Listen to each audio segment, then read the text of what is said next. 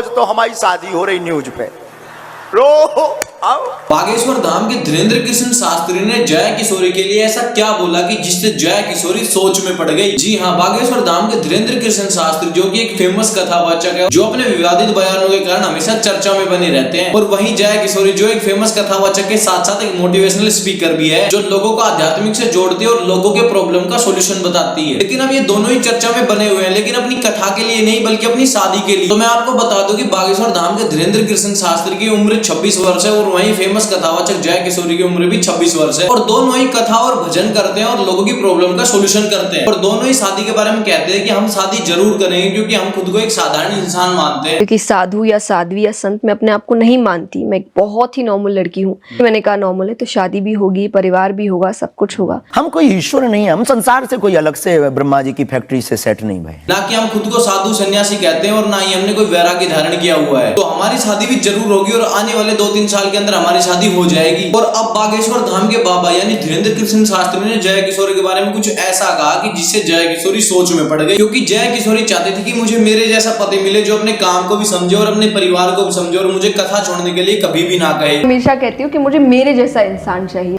काम को भी समझे पर संस्कारों को भी समझे। और मुझे अरेंज मैरिज या फिर लव मैरिज से कोई भी प्रॉब्लम नहीं है, और ये सारे गुण बागेश्वर धाम के धीरेन्द्र कृष्ण शास्त्री के अंदर है, क्योंकि धीरेन्द्र कृष्ण शास्त्री अपने काम को भी महत्व देते हैं और अपने परिवार को महत्व देते हैं। और धीरेन्द्र कृष्ण शास्त्री कहते हैं कि मैं अपनी पूरी जिंदगी बालाजी की सेवा करता रहूंगा। तो धीरेन्द्र कृष्ण शास्त्री जया किशोरी के लिए परफेक्ट हस्बैंड हो सकते थे, क्योंकि धीरेन्द्र कृष्ण शास्त्री पूरे जीवन कथा और भजन करते रहते, तो वो जया किशोरी को कभी भी कथा छोड़ने के लिए नहीं कहते। और जया किशोरी को लव मैरिज से भी कोई प्रॉब्लम नहीं है, तो जया किशोरी धीरेन्द्र कृष्ण शास्त्री के सामने शादी का प्रपोजल रख सकती थी, क्योंकि दोनों ही हम उम्र के साथ साथ कुंवारे भी है और दोनों ही 1-2 साल के अंदर शादी करना चाहते हैं। तो जया किशोरी के लिए धीरेन्द्र कृष्ण शास्त्री एक परफेक्ट पति हो सकते थे, क्योंकि दोनों का काम भी एक जैसा है और दोनों की सोच भी एक जैसी है। लेकिन धीरेन्द्र कृष्ण शास्त्री ने जया किशोरी के लिए कुछ ऐसा बोला कि जिससे जया किशोरी को अब शादी के लिए सोचना पड़ेगा, क्योंकि जब धीरेन्द्र कृष्ण शास्त्री से शादी के बारे में पूछा गया तो धीरेन्द्र कृष्ण शास्त्री ने कहा कि मैं शादी तो जरूर करूंगा लेकिन लव मैरिज नहीं। और जब धीरेन्द्र कृष्ण शास्त्री से जया किशोरी के बारे में पूछा गया तो धीरेन्द्र कृष्ण शास्त्री ने जया किशोरी को अपनी बहन बताया है। अगर आपका नाम डालो